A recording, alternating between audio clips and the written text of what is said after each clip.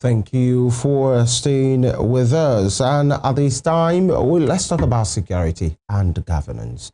And you remember that the fight against the insecurity in the nation has been a subject of, concern and for years, especially the issue of banditry and insurgency, which is way more than a decade that was been battling. The Nigerian state have been battling with it. And of course, there have been so many calls for bilateral, agreements to help the situation, and of course, global help in the fight against the terrorism. And you remember a few months ago, the United States of America came out with a position, and he even said there is a targeted killing against Christians in Nigeria, which the Nigerian state denied at that time to say that is not happening. Yes, we have our issues. There are killings going on in the nation in which the Nigerian state is trying to respond and to curtail. But then to say it's a targeted killing against some religion, the presidency denied it. At that time, of course, there were emissaries on both sides. The U.S. Senate took it up on themselves. Some of them, Mike Riley, Ted Moore, and all of those guys who personally, they are still on the matter saying, let the Nigerian state come up. Of course, remember, U.S. President Donald Trump, made posts on the matter and even spoke on the matter, calling the nation a disgraced country at the time. And he said the Nigerian leadership should brace up. If not, the Nigerians, the U.S. are going to come gunner blazing, to take out Islamic jihadists, and it's going to be fast, it's going to be vicious and swift at the time. And so it seems the center could no longer hold. The Nigerian, had to raise a delegation, and of course, delegation on the U.S. side, the Nigerian delegation is being led by the NSA, Nuhuri Badu, back and forth on the matter. At the end of the day, it seems there was an agreement, and of course, on December 25, on Christmas Day, there were a couple of, bombing in some part of Nigeria, especially in Sokoto State, and the Nigerian state said they were well aware. Of course, there you go, one of those interventions. But then the Nigerian Senate yesterday at the plenary spoke on the matter, and some of them frowned at this particular intervention. And of course, they made a position on it, and it became quite a bit intense yesterday. But the Nigerian Senate said they will hold an executive briefing over the December 25 United States airstrikes on terrorist targets in Sokoto State. The move followed issues raised by Senator Abdul Ningi, who said the U.S. action was wrong. Also, he accused the authorities of excluding the National Assembly from discussions concerning the Sokoto operation. And you recall that the U.S. carried out that airstrike, just like I said, December 25, raising the issue on other 42 matters of privilege. During plenary, Senator Ningi, PDP Bauchi Central, argued that the airstrikes amounted to an infringement on Nigeria's territorial integrity. He added that the strikes should involve the legislative oversight, and he maintained that the National Assembly constitutionally mandated to play a role in matters of national security, and foreign military engagement was not consulted before the strikes were carried out. I'd like you to listen to Senator Abdul Ningi. Times in December, the United States of America, via its military, took a hit into Nigerian territory, which is a complete violation of this document, which you also to protect, which is a complete breach of the United Nations Charter. Executive Act, but the legislature must talk. In spite of the good intention of the American military, in spite of whatever achievement that the hit made, Mr. President, if we continue to say that the National Assembly that is vested with these powers under Part 4 and will remain mum. Mr. President, this assembly has a core responsibility in governance. This assembly has a core accountability in governance. This assembly is not an appendage of the executive. This assembly is not a department of the executive. And therefore, for every action intended, the leadership of the National Assembly must be taken along. It is not right. This is our second day. We have not heard from the chairman of the National Assembly as regards to this serious matter. If we allow this matter to go on like this, the American government is not the only powerful military on the face of the earth. If we begin to dilly-dally with this, the Russians wanted something and we refuse, they can take a hit because they are very powerful, they can reach us. The United States Army, military, if we deny them their interests, they can take a hit.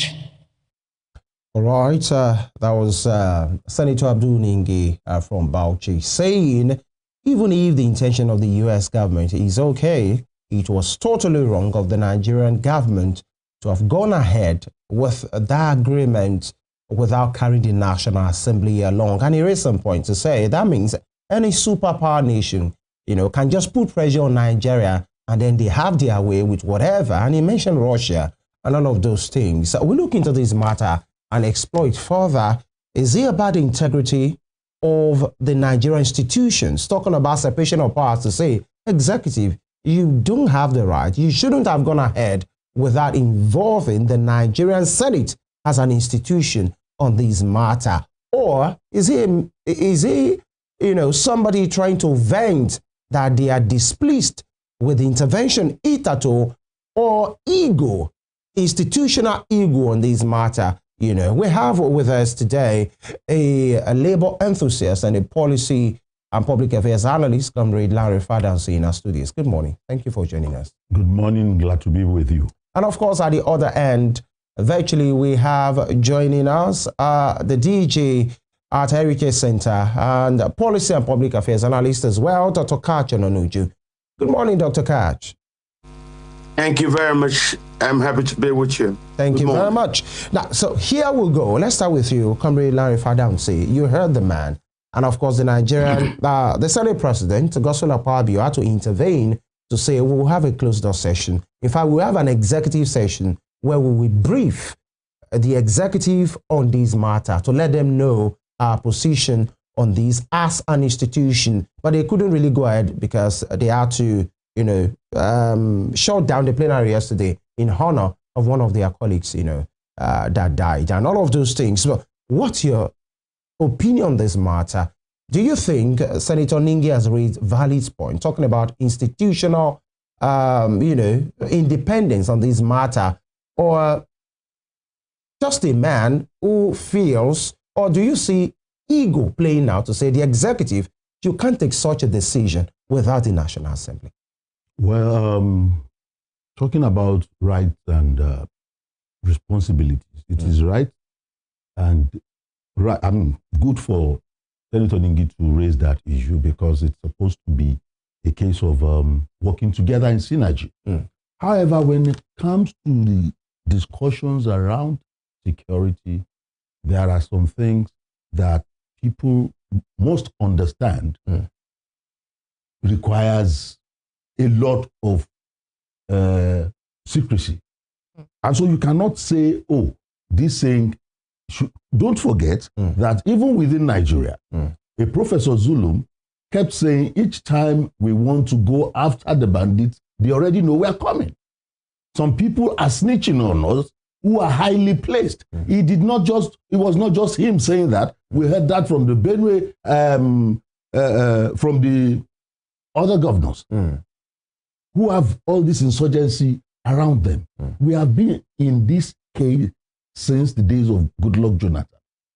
You recall the issue of American Army that wanted to assist with Chibok girls that said on arriving, those they said they wanted to gas, so they would just take the girls off them when gas mask. So there had been intelligence breaches that will allow for secrecy in such issues if indeed we want to get that problem solved.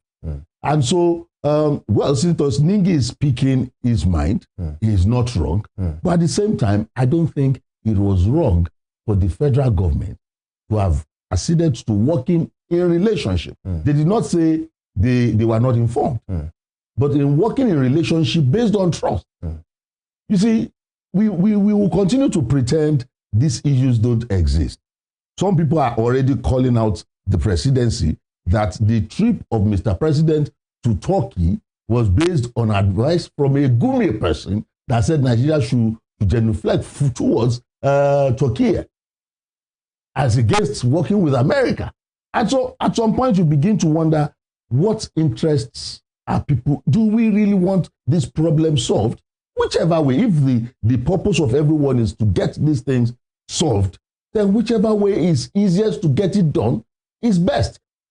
Today, the success of the Nigerian army against the ISWAP insurgents, Boko Haram, and all of them in the last 2 months has been greater than in the last 10 years.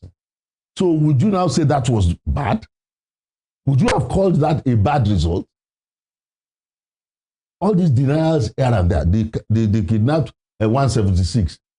A lot of denials started before they now started accepting. Some people are embedded and part of the whole crisis of this insurgency and banditry and Boko Haram attacks on Nigeria. But Senator Ningi was talking about,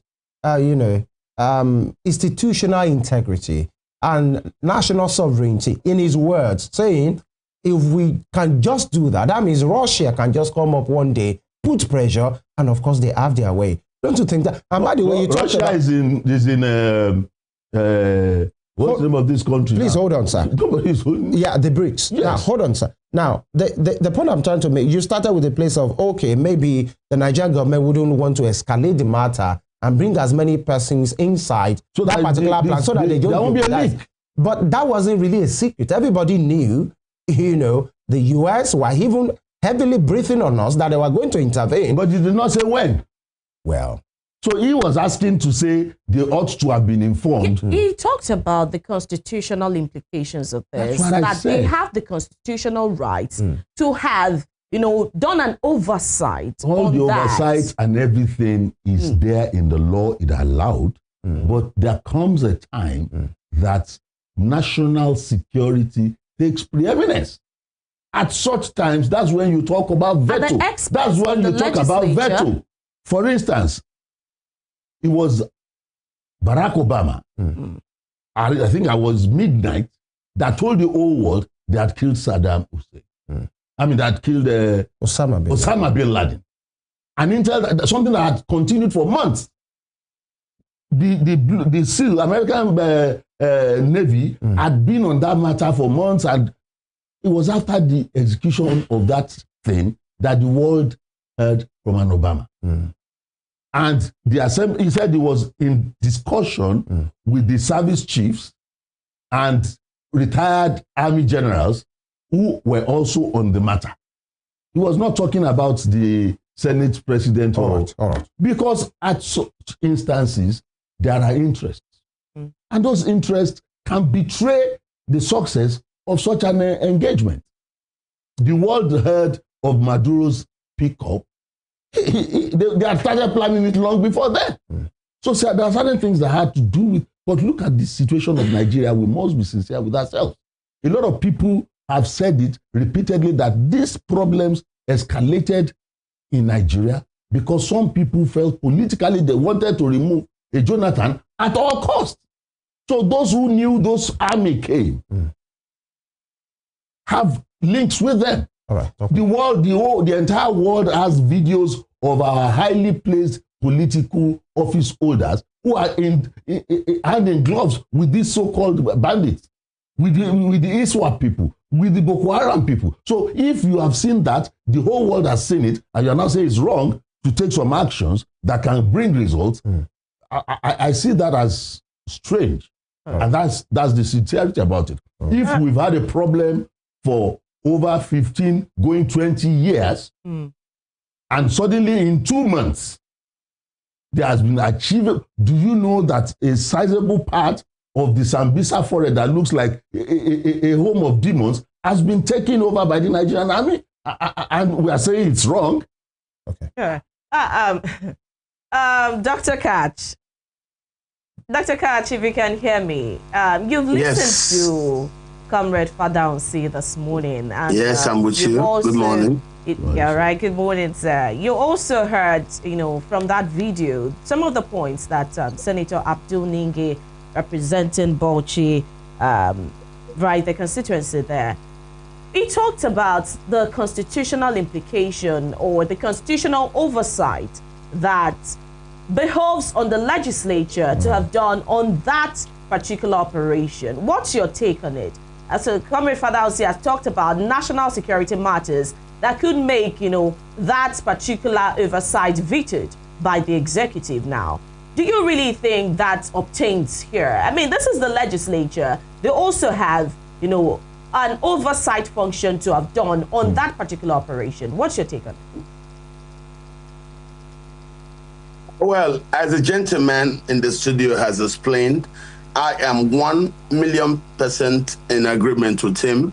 It took the successful conclusion of operations, several we've seen across the world, before presidents will tell it to the most exacting parliaments, like in the United States. So in Nigeria, we do have publicly known issues of our politicians, or rather people in power, being in bed with these insurgents and terrorists. So government is right to walk behind the doors with the Americans, because you do not know who you're talking to. You may be talking to somebody in the Senate, and then it turns out that the leakage will come from there. Secondly, I believe the president has done very well in working with the Americans. And whether anybody likes it or not, I would like to inform Nigerians that whatever will happen going forward in terms of security will be based on the success we've had so far. In 2 months, as I told you on this station some time ago, that once the president finds the political will to work with the Americans, we will see results. And what do? We've taken over Sambisa Forest. We have put the Fulani militias on the run. Politicians that used to say, do not engage, have been removed, and now somebody that says engage if you hear anybody call the gun near you. And we've had success among the battlefield people that we have fighting these things on the front line. So I believe that Nigerians deserve to show appreciation for the successes that we've had so far. I think it's a good thing working with the Americans. Yes, Senator Ningi, as he stated rightly, the Senate has the right to understand what's going on. But Nigeria also has a right to be successful in battles so that we do not get pushed aside or waved aside by other nations. This embedment of interest inside the political field, interests that have gone on to help the insurgents has not helped us. It has not helped us at all, at all, at all. So I think what we're doing right now is the right thing to do. And I believe we should continue the cooperation with the Americans because it has seen a lot of success. Now, part of what Senator Ningi said was to say that the December strike within Nigerian territory by the United States military is a complete violation of the Nigerian Constitution and a complete breach of the United Nations Charter. And according to him, only the President, as Commander-in-Chief of the Armed Forces, is constitutionally empowered to authorize any military action within Nigeria. He explained the title of Commander-in-Chief of the Nigerian Armed Forces is not ceremonial. It is not a guy thing. It is to give the president such powers to control the armed forces and give them order. And he noted that foreign forces could only be invited to align with Nigerian troops who must retain operational control. The executive acts, but the legislature must talk. This assembly has a core responsibility in governance. The assembly has a core accountability in governance. Now, 2 questions for me, Dr. Katch. With this narrative, this position of Senator Ningi, the CNC is the one that can issue command and all of those things. Does that mean that he doesn't understand the control command structure or the place of delegation in all of this? Because I understand the Nigerian state is well aware that particular intervention wasn't done in the absence of the Nigerian Leadership Authority. In fact, after the intervention, after that video was released by the President of the United States, the presidency alluded to say they were part of it from planning to execution. And Mr. Ningi here was saying that it's only the Nigerian commander-in-chief that can issue command. But it seems the Nigerian commander-in-chief is aware. He knows what is going on. In fact, there is a contingent of the Nigerian part that is headed by the NSA. So it seems everything is not done outside the Nigerian Leadership Authority. Is it because, will you say that Abdul Ningi, with this explanation of his, does not know what is going on? Is it ignorance, or there is something else that he's trying to prove? Well, Ningi have just mentioned what most Nigerians will tell you. It's the words of somebody who has interest in controlling the president. The president have shown that when people like Ningi controls what he does and how he reacts to the crisis, that they are successful in frightening him and scaring him from taking any action. But now that people like Ningi have been put aside and the president is working with the US government, why? Ningi kept quiet and didn't say a thing while the genocide was going on. Secondly, Ningi kept quiet and didn't say a thing while Buhari invited foreigners to start ethnic cleansings in Nigeria. They now overpowered us, gave us the impression that Nigerian forces didn't have the capabilities. It's not true. We do. It is because of the actions of people like Ningi, powerful in government, to tell soldiers, do not react. Don't engage until you hear instructions from us politicians. That's what he's doing. He wants to now put it to the president, and the soldiers would not do anything until they hear anything from them politicians who are said, suspected, and seen to be in bed with the insurgents. And this, I think, is where the line is drawn. In the past, you follow such instructions by politicians who tell you what to do before you do it. And we now saw a picture as if these militias were invisible. Today, we now have a US government experienced from coming the first time and having their secrecy exposed by Nigerian collaborators. Today, the Nigerian collaborators are kept aside, and the US now is working with very select group from Nigerian presidency, and we're now having success. So you will always have people like Ningi talk. Even the fact that the American intelligence went to Sokoto will offend people like Ningi. He will tell you, no, no, no. You know. So you need to understand that in Nigeria, we have divisions. Don't forget, it was a minister who said, no, no, no, you cannot use guided bombs. There are places bombs can go. Today, we're using intelligence to guide bombs where bombs can go. So there are members of the political elite in Nigeria who do not want anybody from our side coming in to stop this jihad. So Ningi has his own position, but I think we have gone past that, and whatever it is, he could not do a thing to help Nigerians when these things were just totally out of hand. and the president and whoever is with him couldn't manage it. So let Ningi stay on one side. All right. Let us sustain the progress Dr. we have Katch, had. We'll come back to you. Now, Comrade, don't you think, for the benefit of this conversation and, fairness, another point that you raised, that permitting the executive arm of government to unilaterally approve foreign military operations in Nigeria could set a troubling precedent, and is warning that other global powers might feel encouraged to act similarly without legislative involvement. So he said, and he mentioned, Russia can just one day come up and pressure Nigeria to say, oh, something is not right here, something is not, and they come and then they will have their way, the same way the Nigerian government has had, the US has had their way, at least with these interventions that we've seen right now. So that's one point. Don't you think that's a point? And number two, is Ningi saying by this narrative that he doesn't trust the Nigerian government and the executive enough to take decisions on the rest of us without a legislative arm? And would that be wrong? Well, you see, there's one thing I'm very sure of. Hope you understand my question. I do. Saying what powers can just use us as a tool, pressurize the us. truth of the matter is that we all know for how long we have been living with this.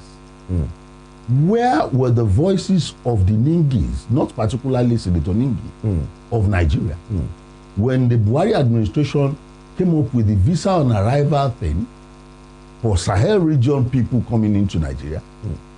Where were the Ningis when the governor of Bauchi was saying any Fulani of the world is a citizen of Nigeria?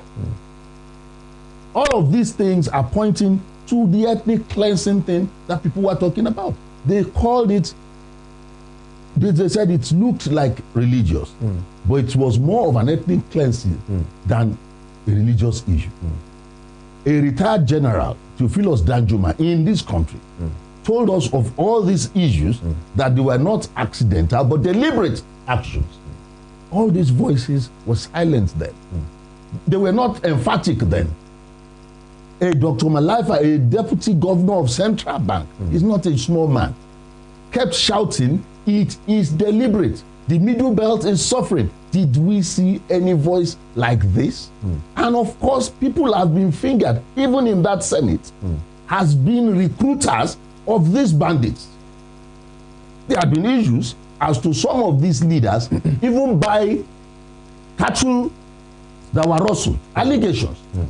So if these things had been going on, people had been killed, those people that were driven into IDP camps said people have taken over their homes in the same Nigeria, and people did not find their voice to speak then. It was an emergency. In a security emergency, whatever brings the best of results to the mass of the people should be the best option. And I said it and I repeat, that the success in the last 2 months has shown the capacity of the Nigerian army to deal with all these problems all this while. People have quoted severally late Sonia Abacha that said the government is involved if insurgency goes beyond a particular period of time. Do you know the number of years we have been at this? Do you know the international community was watching when they said Kabiru Sokoto was speaking from a potential place that was linked to somebody at that time? They were watching all of these things. So we can't, you see, it's like the proverbial ostrich that buries its head in the sand and the entire body was outside. The world was watching. And suddenly you found people who have been seen to be in hand in gloves with these people, holding public office at different levels of governance.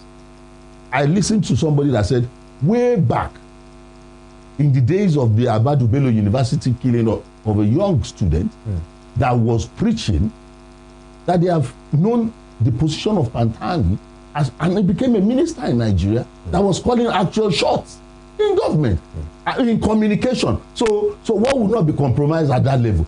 Sincerely speaking, if people speak, let us look at the conscience of our deep persons. El-Rufai might not be with the government today. El-Rufai was with APC then when he said, if you do anything to a Fulani man 100 years after is a debt you must pay. And that he was paying bandits so that they will not be killing people. I mean, how do you, now all those things are still there. So the decision of the Nigerian government, in this case now, not to really, involve everybody at that level, you think it was strategic? By the way, the Senate, it's not even. The Senate was on recess at that time. The hands of government, it's not as if they particularly cooperated deliberately. Let's be sincere with ourselves. You mean even America? Even the executive. Trump said America will come gun a blazing. It's not as if he's saying our negotiation. If you agree, no. By the time you cite instances, it was not under the Tinubu administration. It was under the Buhari administration. The issue of all these issues of not acting according to plans. Under Jonathan, they agreed we are going to go and pick these people. We will gas them and just pick the girls off them. And those people were in gas masks in the forest. So to me, the international community has seen so much of the involvement of people, highly placed people in government, that they cannot wait for the acceptance or total agreement of Nigeria to say they should come. Because right now, there had been an assembly of the American assembly that said, look, we have seen this, we have seen reports, we have seen the graveyards of people who were killed in attacks of this nature, and we're saying no. All right. And suddenly, the no appears to have worked for Nigeria. The Nigerian army that we were thinking were weak to the ragtag army of those called insurgents suddenly became valiant and gallant army. To me, is enough wasting the lives of Nigerian army personnel all in the name of trying to protect some special interest. I'll tell you this, and I know people of conscience will know it's the truth. People who are highly placed knew the roles they played, some who recruited these people, some others who funded their activities, all because the Jonathan must not be a president. And I still recall that Goodluck Jonathan said his presidency does not deserve the blood of a single Nigerian. So if he gave up, and then why can't they now say, okay, we brought you, please go? And suddenly it was as if government felt the commercial activities of taking money for ransom for kidnapping and the rest became like an enterprise. Right. Cowries of blood is a book written by one of our people here. He's telling you that people use those monies that they are collecting all in the name of ransom and the rest, using the blood, spilling the blood of the innocent. Right. We can't continue like that. Right now, if this will end all of these issues, I think they should continue. Right. It is not right to kill Christians. It is not right to kill Muslims. But every Nigerian must have that constitutional right of choice to determine what he wants to believe. Right. If it is a cow you want to worship, you should feel free to do so. It should not be compulsion in anything. All right. That must stop. And then the security of lives of Nigerians is the primary function of government. And I think the federal government has done that in agreeing with the American people for coming. Comrade, I'd like to ask you again, this national security issue that we're talking about, and the fact that that may be what the Nigerian government had, thought about without informing the Congress on this. Let me ask you, is there no thin line between what we term national security and, using the constitutional powers that were the exemptions in the Constitution, in the case of the Nigerian government here, taking that, could that not be seen as taking advantage of that exemption in the Constitution? I was reading an article here, an explainer rather, where on the move by the US, on Iran, where the Congress as well were giving sharp criticism. That particular action drew criticism from Congress. It says here, President Trump's decision to launch airstrikes on Iran's nuclear facilities without first consulting Congress has drawn sharp criticism from lawmakers who who say the move bypasses their constitutional authority to declare war. Now, speaking on Monday on NPR's, this was in June 2025, on NPR's Morning Edition, Senator Mark Kelly, DREs, said that while there's little Democrats can do to force the administration to seek congressional approval, the president should still respect constitutional norms. It quotes now, the administration should comply with the Constitution. Kelly said, traditionally, presidents have done that. That is, they've taken action without consulting Congress. I know recently, sometimes with certain actions, when it is viewed as protecting the safety of our country, presidents can act. And then they should be able to notify us. You know, there are some clauses, there are some exemptions in this Constitution. Now, my question is, with these exemptions, with these clauses, does it not give room for, tilting towards, the absolutism, by certain presidents or administration and leaving the Congress out of, some of their own constitutional rights as well? Good. I am happy you have read it to this place where I said national security. Some presidents have taken action when it became essential to so do, which is the situation of Nigeria now. But they did also say Congress has rights. Understand what I'm saying, right? That is the Nigerian state threatened by the activities of these people. That is where the Congress of America is saying, if it is a general consensus that the American state is under threat, presidents are allowed to take the commander-in-chief's initiative of action. But that in the case of Iran, they do not view it as such. There are Muslim members of Congress, there are other members, you understand? So they are saying such issues should have been brought to the Congress to debate whether it was of urgent attention. But in Nigeria's case, for 10, 15 years, you have been on the same spot, and you don't really know what the strength of our capacity of our army is, because at every point the army will say, before we move, they know we are coming. That is enough reason for anyone to understand it is a national issue that must be addressed. In America, the American president will take decision. However, for now, they are thinking that the president of the United States now is taking unilateral action on issues that does not threaten the American nation state. So those ones are clear. If actions taken by an Obama in the past, actions taken by George Bush in the past, that has to do with the commander-in-chief taking his rightful place in deciding that America is being challenged and action must be taken, the parliaments don't question.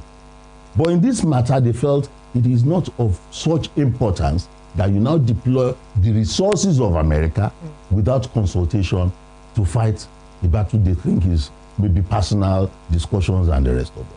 But in the case of Nigeria, if indeed it is possible to end all of this, Nigeria's population, Nigeria's size and all, how can we be held down by what people call, a retired Al-Mustafa said, it's about business.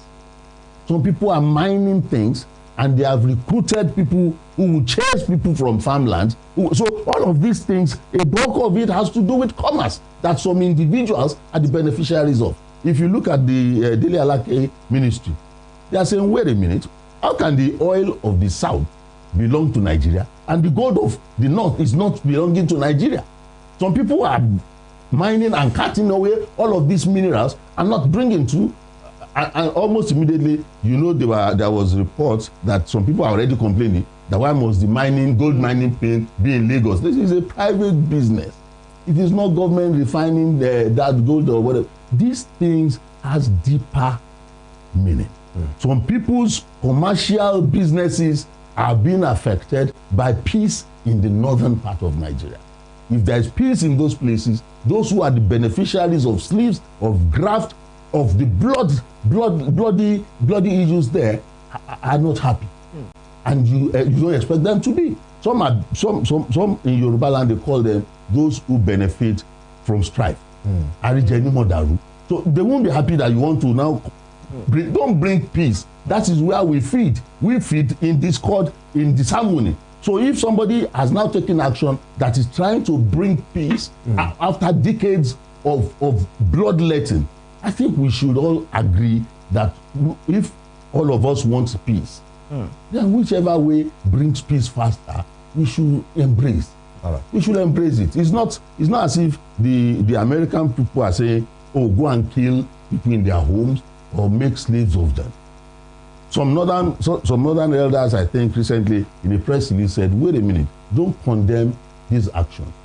Because over the years, we have been people suffering these attacks from these ragtag people that have taken over communities. They take taxes from people. They determine, even members of the National Assembly go to them. Let's go to Dr. Katch. Dr. Katch, I'd like to ask you, if on the premise of compromise, the president took this unilateral decision, how would you say that the military did not know about the strike? And if they did, what if the rank and file of the military also is compromised? What would have happened then? Well, you need to understand certain things. One is that these strikes were discussed. Ribadu and others went to the United States, and when they were there, they had discussions with the Americans, and then they had a military working pact, a joint military arrangement. And as I'm speaking to you, the papers are still being fine-tuned. And so we had the agreement on working together in military and working together also in economics. Of course, such things may not be good things for people like those from Bauchi who are in line with the Bauchi governor. Senator Ningi is from Bauchi, and the governor currently is being prosecuted, his commissioners, for funding terrorism. So if in all those years of the governor funding the activities of the Miyetti Allah Kautohore, headed by Bello Bedrejo in Nasarawa to attack the Benue Valley, and Senator Ningi didn't say a thing to question his governor's actions in funding terrorism, you can understand where these things are coming from. And I think a lot of legislators and Nigerian senators know very well, and that's why you see they are staying out of this debate and allowing those who should actually know what to do. And I believe the Americans know what they're doing. And I also thank the Americans for what they are doing. We sincerely, Nigerians, we have heaved a sigh of relief, because for once we have now seen the insurgents being put on the run. And I think that's a very good thing. So whatever people say, of course, it's a diverse country. You wouldn't have only one opinion. Those who are against the insurgency of the Fulani militias will complain, but those who are also secretly in bed with them, like what you're hearing, will say what they say. It's wrong to say everybody believes in one thing. Don't forget, as Americans came, people like Gumi, who's a terrorism sympathizer, said that the president should go to Turkey. And with all the pressures on the president, he's been to Turkey. So there are lots of opinions that are pushing what's going on in Nigeria. Meanwhile, we Nigerians are very grateful for the U.S. intervention. And another thing you have to understand, Nigeria is part of the international community. Whatever happens in Nigeria is the problem of the international community. You can't just say, no, where this is our internal affairs, no, and then you kill people. Yes. Dr. Katch, please. I can hear you. If from your inference now, talking about, the pressure from Gumi, and eventually it's seeming like, yes, where the direction where he pointed the president, to seem that he has actually taken that. If we're talking about pressures, now remember that Senator Abdul Ningi raised the point about overwhelming pressure on the Nigerian state. If Nigeria does seem to seemingly bow to pressures like this, and if we're not talking about, even from the international community, talking about even from inside Nigeria, if the president gives off, the mind or the thought of having, bowed to pressures severally, or is seeming to be bowing down to pressures, does this not portend, does it not send dangerous signals as well I mean, remember that the presidency debunked, you know, ever wanting to work with the U.S. They said they did not need any international intervention in fighting insurgency in Nigeria. And eventually, they did work with the U.S. So if Nigeria does give this mind or this image of bowing to pressure, what do you think that portends for Nigeria? You need to be honest in these observations. One, Nigeria was overrun. Two, Nigeria was captured. Whether you like it or not, those languages are the proper thing to use. So we got into a situation where we didn't have control of our spaces. We had invaders take over our spaces. We even had people in government cooperating with this invaders. Like twice there had been attempts to take over, walk away. But twice it had been foiled, unlike in the past.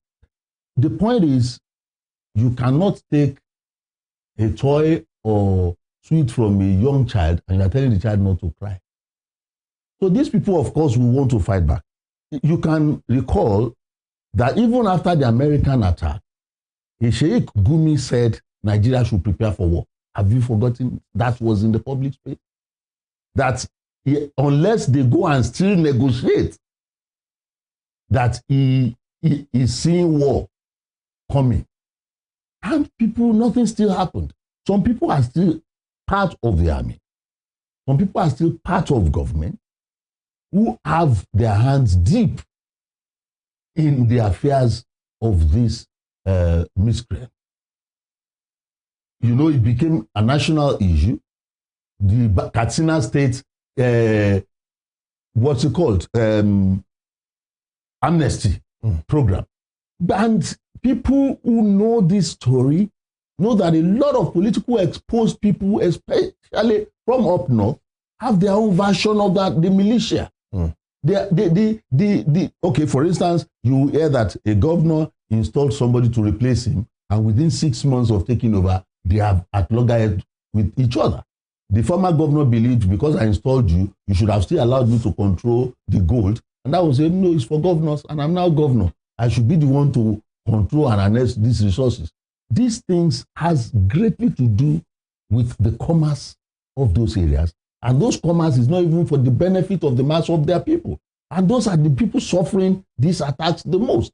They pay taxes to bandits. How can you say you are in control of a nation? But with the example that I gave, is it working? We are due for a break. What I'm saying now is that direct control, you know, even Dr. Katch said it, that direct control is like we have friends on both sides. And some of our friends, because I don't know the moral justification in the world today. If you ask, go and Google and search a dragon of Turkey. He has a history of being in cahoots with similar people and groups. All right. So if the commander-in-chief at this time, instead of saying, continue the onslaught, go ahead, is listening to an advice, I don't know, let's not say, but all of a sudden, you are trying to fault Mr. President. I'm not faulting it, but I'm only saying that he brings some issues to mind. That's, wait a minute, who is Edward to make him the hero of now? All right, we'll take a quick break. Want to warm up to. All right. Look at Ningi's position. It looks like a threat. That, look, other people are as powerful as America. Some of them are blaming people for saying, let America help us. He's now calling, we can have Russia, we can have other people now still come. Comrade, we are due for a break right now. When we come back, there are other issues to talk about because in Onitsha, it has been chaos. Talking about market, the sit-at-home order, and the government taking a position to say you rather, dance to the tune of the state than listen to non-state actors. Stay with us.